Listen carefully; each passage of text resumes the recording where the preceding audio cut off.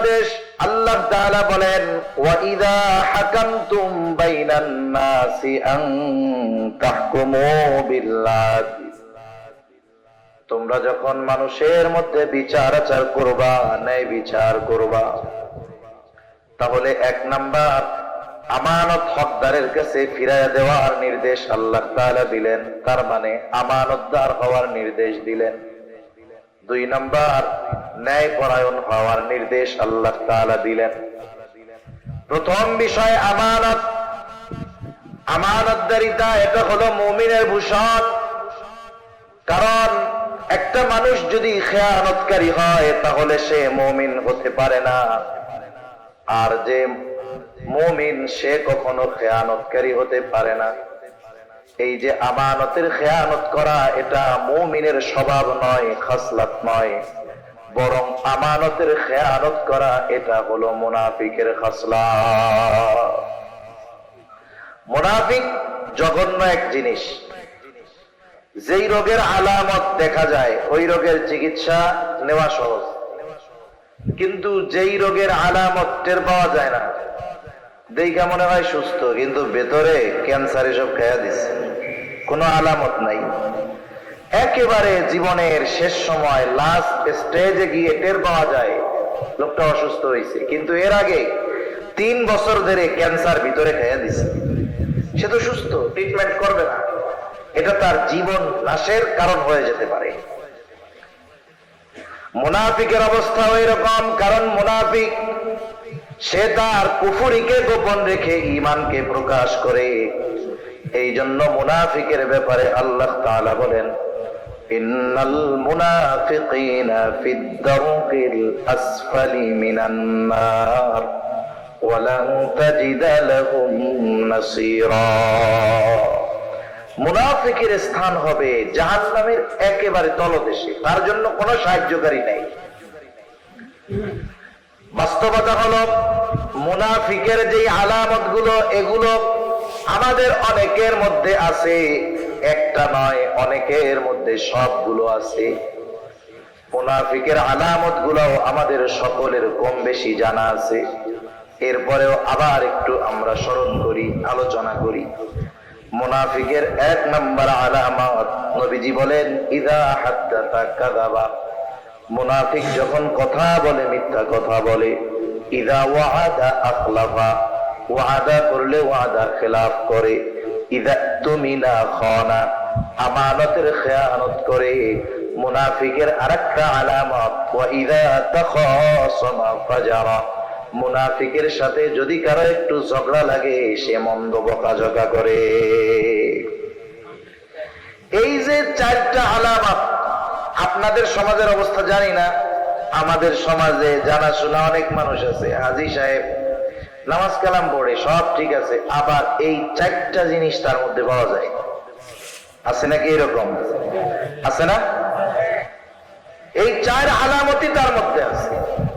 এখন আমাদের কারো মধ্যে যদি এগুলো থাকে, আমরা এগুলো বাইর করে ফেলবো। ক্যান্সারের জীবাণু হয়তো জীবন ধ্বংস করবে, কিন্তু ঈমান ধ্বংস করবে না। আপনি যদি জানতে পারেন আপনার আঙ্গুলে ক্যান্সারের জীবাণু, ঘা থেকে ক্যান্সার বা যে কোনো কারণে ক্যান্সার হয়ে গেছে, চিটাগাংয়ের বড় ডাক্তার দেখিয়েছেন, ঢাকায় গেছেন, বাহিরেও গেছেন, ডাক্তার বলেছে আপনি যদি আপনার জীবন বাঁচাতে চান তাহলে আপনার আঙ্গুল 1 ইঞ্চি কেটে ফেলতে হবে। বলেন তো, জীবন বাঁচানোর জন্য আঙ্গুলের মায়া ত্যাগ করবেন কি করবেন না? নাকি বলবেন ডাক্তার মরে যাই তবে আঙ্গুল কাটা যাবে না? বলবেন? বরং বলবেন প্রয়োজন একটু বেশি কইরা কাটেন, যেন জীবাণু টিবাণু না থাকে। ঠিক না? ডাক্তার বলবে 1 ইঞ্চি, আপনি বলবেন যে পুরাটাই কেটে ফেলেন। তো কোন সময় আবার না জানি জীবাণু থাকে, বিপদে পড়ে যায়। আবার আঙ্গুলটা কাইটে ফালা দিবে, টাকা খরচ করবেন, ডাক্তারকে ধন্যবাদও দিবেন। জীবন বাঁচানোর জন্য যদি ডাক্তার বলে হাত কেটে ফেলতে হবে, আমি পিছপা হব না, হাত কেটে ফেলবো। আর এক হাতে ধরা পড়ছে, বলে কাটতে হবে নাইলে বাঁচবেন না। টাকা দিবেন, বলবেন দান, ফেলায়া দেন, হাত লাগবে না, পয়সা থাকলে হইছে। যদি পায়ে ইফেক্ট হয় সমস্যা হয়, ডাক্তার বলে হাত দুইটাও তো গেছে, এখন পা দুইটা না কাটলে বাঁচবেন না, টাকা দিয়া ঠ্যাং দুইটাও কাটাবেন।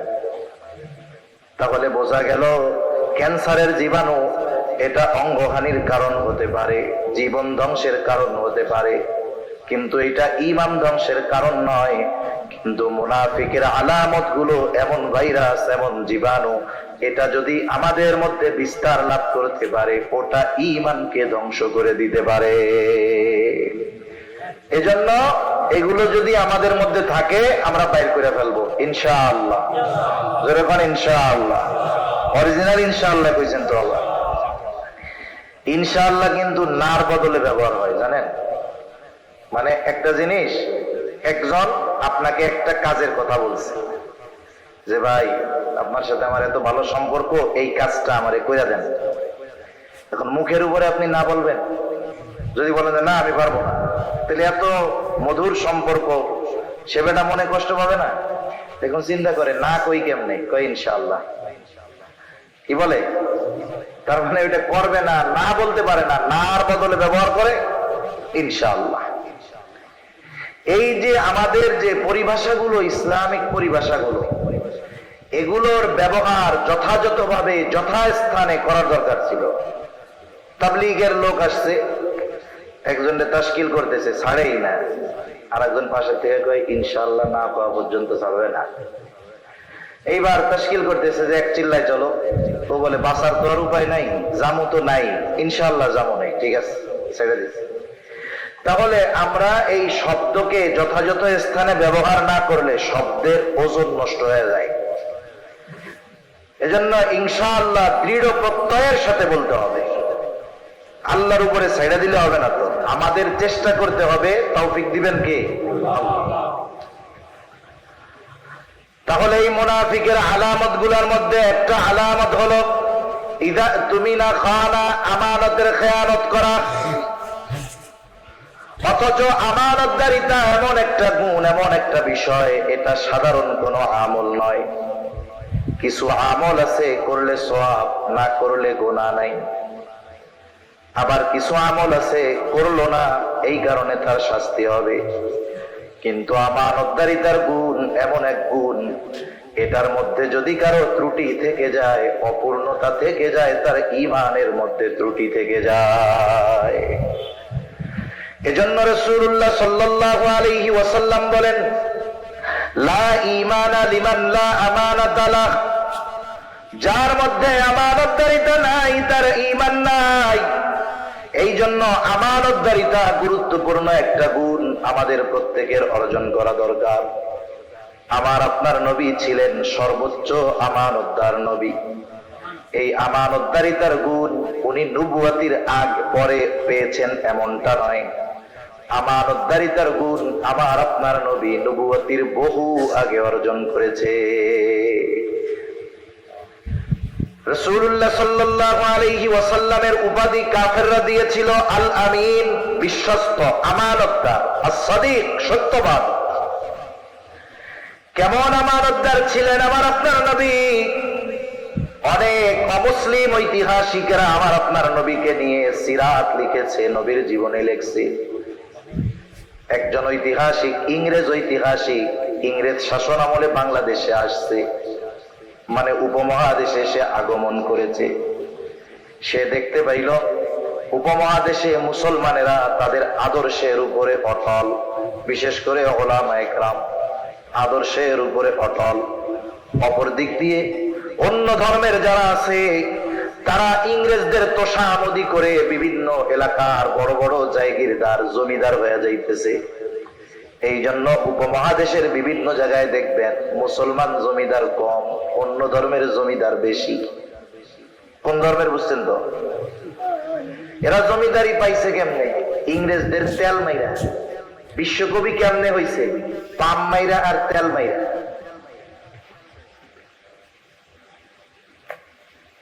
দেখে যে মুসলমানেরা তাদের নীতি আদর্শের উপরে অটল, ওই ধর্মের বড় বড় নেতারা সব তাদের মাথা ইংরেজদের পায়ের কাছে দিয়েছে, কিন্তু মুসলমানদের নেতৃত্ব স্থানীয় যারা তারা তাদের মাথা দেয় না। লক্ষ লক্ষ আলেমদেরকে ইংরেজরা হত্যা করেছে, গাছের সাথে ঝুলায় রাখছে। এরপরেও মানুষগুলো কোন আদর্শের উপরে অটল অবিচল যে জীবন দিয়ে দেয়, তবু আদর্শ বিচ্যুত হয় না। কাকে তারা আইডল বেনেছে, অনুসরণ করে। এই ব্যক্তি মুসলমানদের অনুসরণীয় ব্যক্তিকে তালাশ করতে গিয়ে একজন মহামানবের সন্ধান পেয়ে গেলেন। তিনি হলেন মুহাম্মাদুর রাসূলুল্লাহ সাল্লাল্লাহু আলাইহি ওয়াসাল্লাম। এইবার নবীর ব্যাপারে তিনি জানতে আগ্রহী হলেন, নিজে নবীর ব্যাপারে জানলেন এবং নিজে নবীর ব্যাপারে একটা সিরাত লিখলেন। উনি একজন অমুসলিম, লিখছে নবীজির ব্যাপারে, নবীজির চারিত্রিক বিষয়গুলোর সৌন্দর্য উনি একটা একটা করে তুলে ধরছেন। উনি ওনার সিরাতের মধ্যে নবীজির আমানতদারিতার ব্যাপারে লিখতেছেন যে মুহাম্মদ সাল্লাল্লাহু আলাইহি ওয়াসাল্লাম মুসলমানদের নবী, তিনি আমানতদারিতার ব্যাপারে সর্বোচ্চ আমানতদার ছিলেন। মক্কার মানুষ যে তার ঘোর দুশমন, সেও নির্দ্বিধায় নিশ্চিন্তে তার সবচেয়ে দামি সম্পদটা মুহাম্মাদের কাছে আমানত রাখত। দুশমন নবীজির কাছে আমানত রাখতে দ্বিধাদ্বন্দ্বের মধ্যে পড়তো না যে আমি তার সাথে দুশ্মনী করতেছি, তার কাছে কি সম্পদ রাখা যাইব। এই পেরেশানি দুশ্মনও করতো না, এই টেনশন দুশ্মনেরও ছিল না। চিন্তা করতো আমি মুহাম্মাদের যত বিরোধিতা করি না কেন, মুহাম্মদ এই কারণে আমার সম্পদ দখল দিবে না, খেয়ে ফেলবে না, খেয়ানত করবে না। সুবহানাল্লাহ। রাসূলুল্লাহ সাল্লাল্লাহু আলাইহি ওয়াসাল্লাম যখন মক্কা থেকে মদিনার উদ্দেশ্যে রওনা হবেন, হিজরত হবে, কিন্তু কবে আল্লাহ তাআলা জানান নাই। প্রস্তুত থাকার কথা বলেছেন, নবীজিও প্রস্তুত। ওই সময়ও কাফেরদের অনেক সম্পদ আমার আপনার নবীজির কাছে। কাফেররাও মোটামুটি টের পাইছে, মনে হয় মক্কা ছেড়ে চলে যাবে, তাইলে তো হাত ছাড়া হয়ে যাবে, কি করার দরকার। সব গোত্র মিলে পরামর্শ করলো মুহাম্মদকে আর দুনিয়ায় রাখা যাবে না। প্রত্যেকটা গোত্র থেকে এক একজনকে নির্বাচিত করা হলো, হত্যাকাণ্ড ঘটানো হবে। আল্লাহ তাআলা আমার আপনার নবীকে জানায় দিলেন আজকেই আপনার সফর শুরু হবে। কাফেররা নবীজির ঘর চতুর্দিক দিয়ে ঘিরে রাখছে। আমার আপনার নবী ঘরের মধ্যে চারদিকে নবীকে হত্যা করার জন্য লোকরা দণ্ডায়মান। নবীজিকে আল্লাহ জানায় দিছে। ওই রকম পরিস্থিতির কথা আমরা বলতেছি, শুনতেছি, বলাও সহজ, শোনাও সহজ। কিন্তু ওই অবস্থায় যদি কেউ পতিত হয়, তার মনের অবস্থা কেমন হবে চিন্তার বিষয়। নবীজিকে হত্যা করার জন্য নবীর ঘর চারদিক দিয়ে ঘিরে রাখছে, আর ওই অবস্থায় আমার আপনার নবী হযরত আলী রাদিয়াল্লাহু তাআলা আনহুকে নিজের ঘরে রেখে গেছেন। কেন? বলে ওই সময়ও কাফেরদের কিছু সম্পদ নবীজির কাছে আমানত ছিল। আল্লাহর নবী আলী রাদিয়াল্লাহু তাআলা আনহুকে সম্পদগুলো বুঝায় দিয়ে গেলেন এবং প্রত্যেকের সম্পদ প্রত্যেকের কাছে ফিরায় দেবার পর এরপরে মদিনার উদ্দেশ্যে রওনা হওয়ার নির্দেশ দিয়ে গেলেন। তার মানে ওই মুসিবতের সময়ও আমার আপনার নবী অন্য কারো মাল খেয়ানত করে নাই। আমরা বলে কি চিন্তা করতাম? আমরা চিন্তা করতাম যাদের জন্য জীবন চলে যাইতেছে এদের মাল কি ফেরত দেওয়া লাগবে, এটা নিয়ে আরো যাইতে হবে। অথচ নবীজিকে যারা হত্যা করার জন্য ঘিরে রাখছে তাদের সম্পদ তাদের কাছে পৌঁছানোর ব্যবস্থা না করে নবীজি সফর শুরু করেন নাই। কেমন আমানতদার মানুষ! এই ইংরেজ লিখতেছে যে একটা মানুষ তার সম্পদ নিজের কাছে যত নিরাপদ মনে করত, তার চাইতে মুহাম্মাদের কাছে সম্পদটা গচ্ছিত রাখাকে বেশি নিরাপদ মনে করত। সুবহানাল্লাহ। সেই আমানতদার নবীর উম্মত আমরা। আমাদের আমানতদারিতার অবস্থা বড় খারাপ, সব ক্ষেত্রেই খারাপ, লেনদেনের ক্ষেত্রে খারাপ। আমরা তো আমাদের হাতে যেটা আসে এটা মনে করি এটা আমাদের। রাষ্ট্রীয় কোষাগার থেকে দেওয়া আমার হাদিয়া গ্রহণ করেছে, সুতরাং এটা নেওয়ার কোনো সুযোগ নাই, ফেরত তো নিবাই। খলিফাকে গিয়ে বলবা রাষ্ট্রীয় কোষাগার থেকে তার জন্য যেই ভাতা আছে এই ভাতার বাইরে 1 দিনার বা দিরহাম ব্যক্তিগত কাজে ব্যবহার করার কোনো সুযোগ নাই। কঠোর ভাষায় বলে দিচ্ছে। এইবার লোকটার একটু মেজাজ খারাপ হয়েছে তো। আর মানুষ তো বদনাম বলার সময় তিলকে তাল বানায় ফেলতে পারে। এই গুণ মাশাআল্লাহ মানুষের মধ্যে সেরকম। মনে করেন একজনের দোষ আর একজনের কাছে বলবে, এত সুন্দরভাবে বলতে পারে, মনে হয় যে মিথ্যাকে একটা শৈল্পিক রূপ দিয়ে সাজাইয়া মিথ্যা কথা কইতে পারে।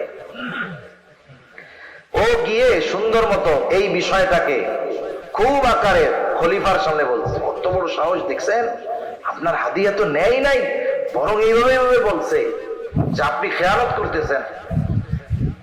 খলিফা আবার রাগ হয়ে গেছে, এইরকম কথা আমারে বলছে, আমি খলিফা আমার এরকম বলছে, যাও পাঠাই দিছে বাইরে, আটক করো, জেলখানার মধ্যে ঢুকাই দাও। ঐতিহাসিকেরা লিখে ইমাম আবু হানিফাকে প্রতিদিন চাবুক দিয়ে আঘাত করা হতো আর বলা হতো প্রধান বিচারকের দায়িত্ব গ্রহণ করেন, ছেড়ে দেওয়া হবে। চাবুকের আঘাত সহ্য করে ইমাম আবু হানিফা, এরপরেও প্রধান বিচারকের দায়িত্ব গ্রহণ করে না। ঐতিহাসিকদের থেকে দুইটা মত পাওয়া যায়। একটা হলো খাবারের সাথে বিষ প্রয়োগ করে ইমাম আবু হানিফাকে শহীদ করা হলো, হত্যা করে ফেলা হলো।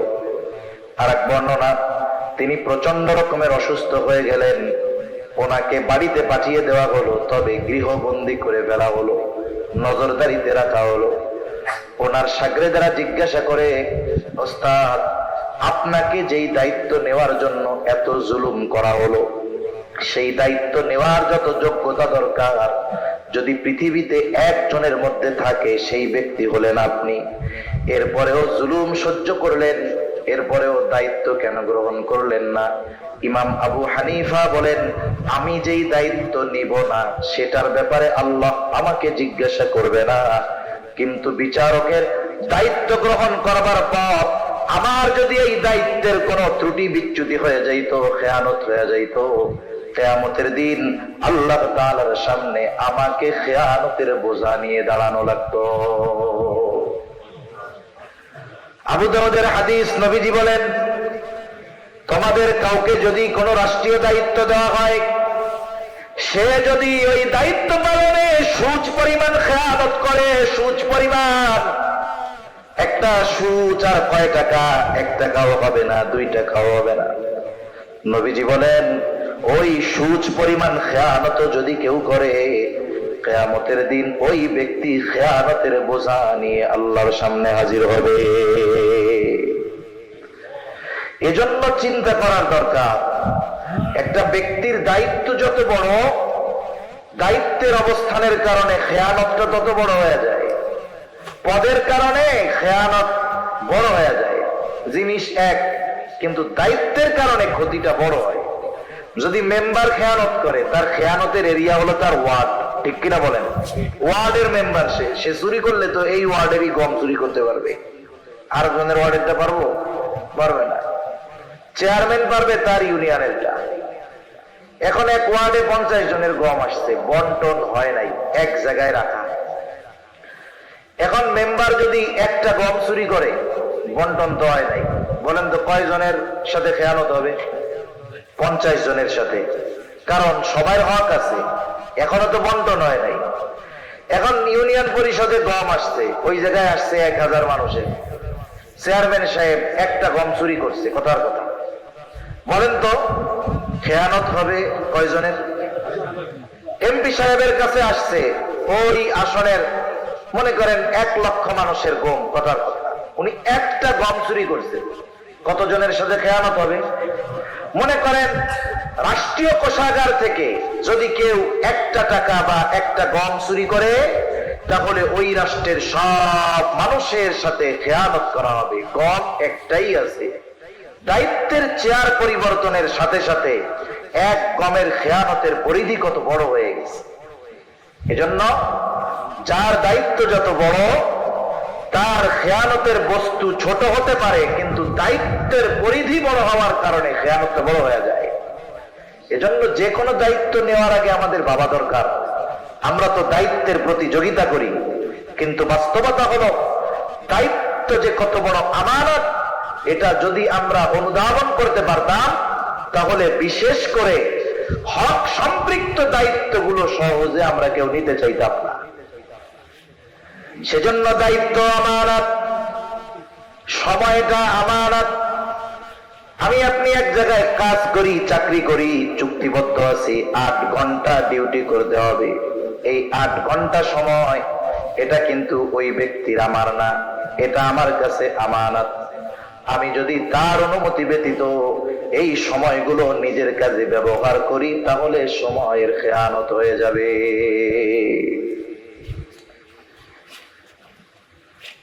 আমাদের নিকট অতীতের মানুষগুলো সময়ের আমানতের ব্যাপারে কতটা সচেষ্ট ছিলেন।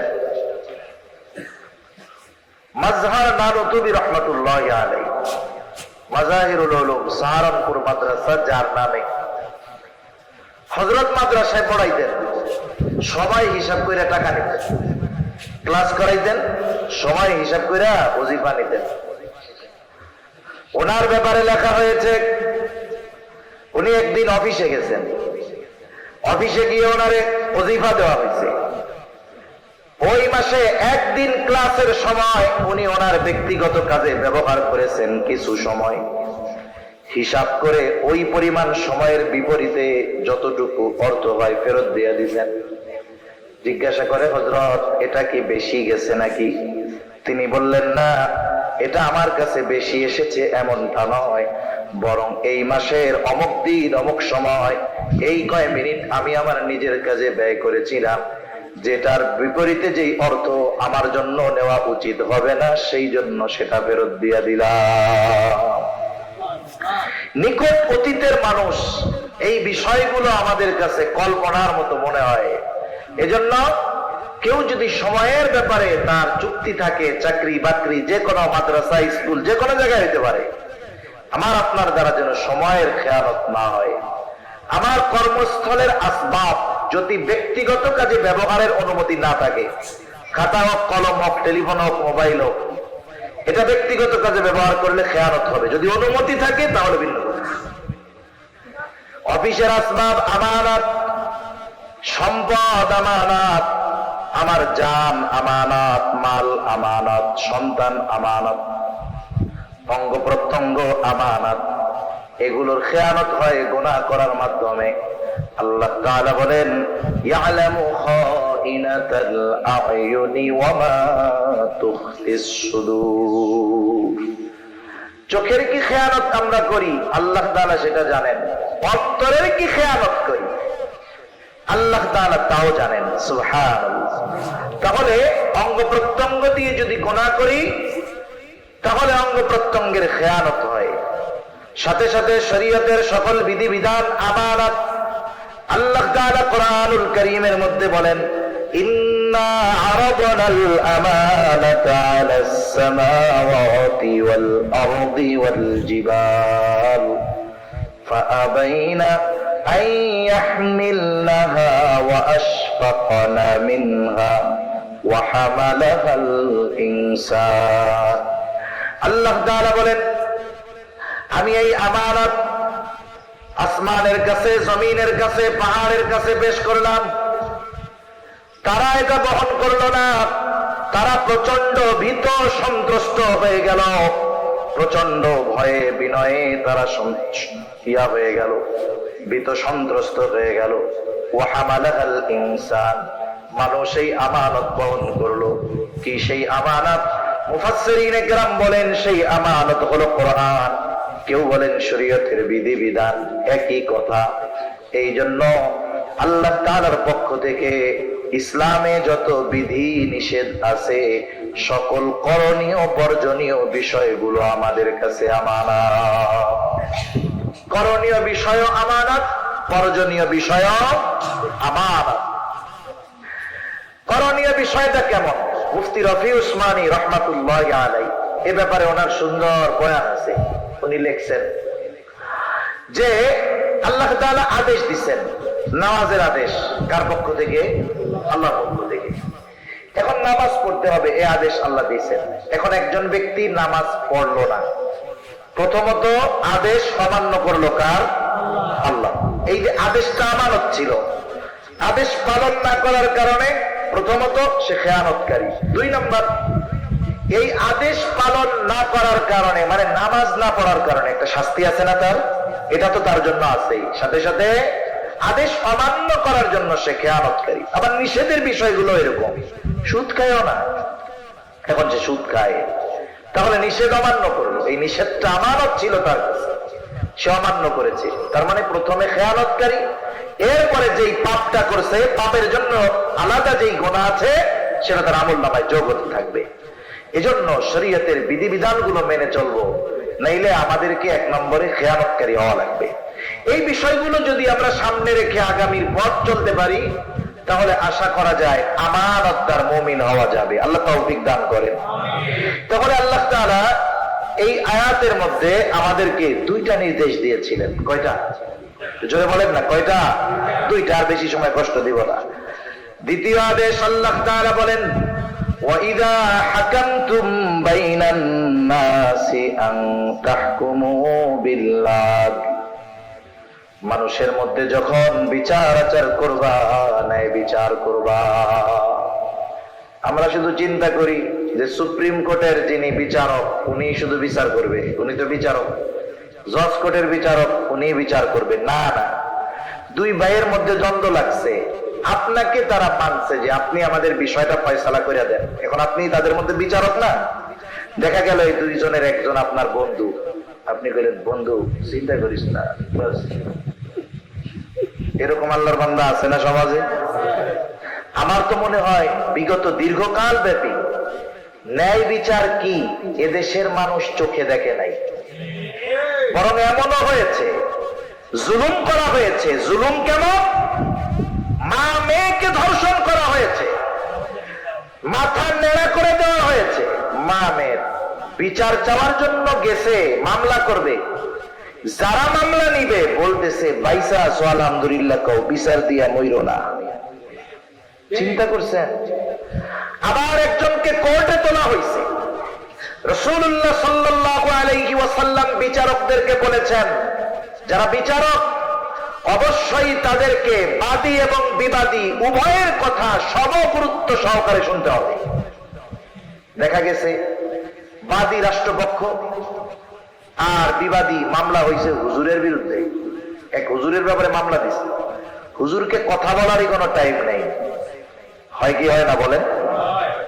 অথচ বাদী বিবাদী উভয়ের বয়ান ইনসাফের সাথে সমগুরুত্ব সহকারে বিচারকের শুনতে হবে। বিচারকের জন্য, ন্যায় বিচারকের জন্য পুরস্কারের ঘোষণা যেমন আছে, আবার যারা বিচারের নামে অবিচার করেছে তাদের জন্য কঠিন শাস্তির কথাও নবীজি বলেছেন, ঠিক কিনা বলেন? নবীজি বলেন যারা দুনিয়াতে ন্যায় বিচার করবে, কিয়ামতের দিন আল্লাহ তাআলা তার নিকটে বসবার জন্য ওই ন্যায় বিচারকদের জন্য মুক্তর চেয়ারের ব্যবস্থা করবে। এই জন্য আমার আপনার কাছে যদি কেউ বিচার প্রার্থী হয়, আমি আপনি ন্যায় বিচার করব, আমার বন্ধুকে আর দুশ্মনকে এটা দেখবো না। আবার অনেক সময় যদি আরেকজনের সাথে খারাপ সম্পর্ক থাকে, পাইছি আজকে এতকাল তো বাটে পাই নাই, আজকে তোরে সাইজ করতে হয় কেমনে দেখবো। এখন শত্রু যদি আমার আপনার কাছে ন্যায় বিচার চাইতে আসে, অবিচার করা যাবে? আল্লাহ তাআলা বলেন ওয়ালা ইয়াজরিমান্নাকুম শানানু কওমিন আলা আল্লা তা'দিলু ইউদিলু ওয়া আকরাবু লিত্তাকওয়া। কোন কওমের প্রতি বিদ্বেষবশত আল্লাহ তাআলা বলেন অবিচার তোমরা করবা না, বরং ন্যায় বিচার করবা। নবীজির কাছে বিচার আসছে জমি সংক্রান্ত বিষয়, একজন ইহুদি আর একজন নবীর সাহাবী বিচার আসছে।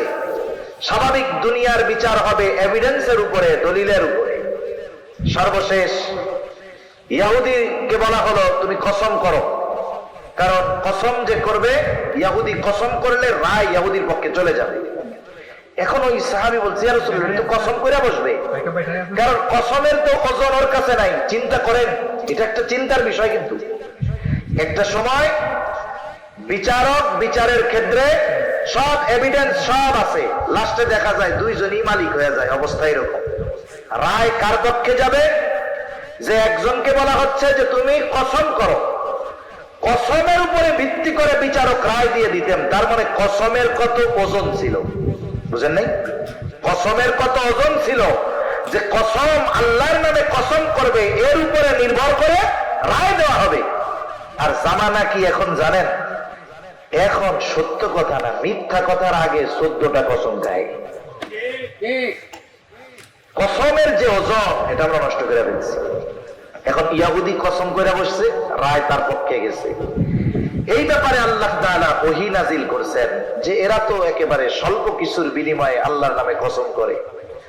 তা নবীজি দেখেন, রায় ইহুদির বিপক্ষে দেন নাই, নিজের সাহাবীর বিপক্ষে রায় চলে গেছে। রাসূল আকরাম সাল্লাল্লাহু আলাইহি ওয়াসাল্লাম ছিলেন ন্যায় বিচারের সর্বোচ্চ উপমা। নিজে যেমন ন্যায় বিচার প্রতিষ্ঠিত করেছেন, সাহাবায়ে কেরামও ন্যায় বিচার প্রতিষ্ঠিত করেছেন। ওই সময়টা এমন ছিল, খলিফাতুল মুসলিমিন, সর্বোচ্চ ক্ষমতাধর ব্যক্তি যারা, তাদেরও ন্যায় বিচার মেনে নেওয়ার মন মানসিকতা ছিল। বিচারক রায় দিয়েছে, আমি প্রধানমন্ত্রী, আমার বিপক্ষে গেছে, কোনো অসুবিধা নেই। আর এখন যদি যারা ক্ষমতাসীন, রায় যদি তাদের বিপক্ষে যায়, প্রাইম মিনিস্টার লাগে না। আমরা দেখেছি এলাকার সুস্কা ফুসকা নেতাও ন্যায় বিচার মানতে রাজি নাই। মোট কথা হইল, ওরা ক্ষমতায় আছে, ওরা যা বলবে সব জায়েজ, বুঝেন নাই? ওরা যা বলবে তাই। মানে বিচারক রায় দিবে কেমনে, এটাও সাজাই দেয়। শুনেন, আদালতে মামলা হবে, এইভাবে রায় দিবে। হায় রে বিচারক, আল্লাহ তাআলা তোমাদের কি পরিণতি আছে আখিরাতে আল্লাহই ভালো জানে। সাহাবায়ে কেরামের মধ্যে এই মন মানসিকতা ছিল, ন্যায় বিচার মেনে নেওয়া। প্রতিবাদ করে নাই যে আমার বিরুদ্ধে বললা। খলিফাতুল মুসলিমিন হযরত ওমর রাদিয়াল্লাহু তাআলা আনহু একটা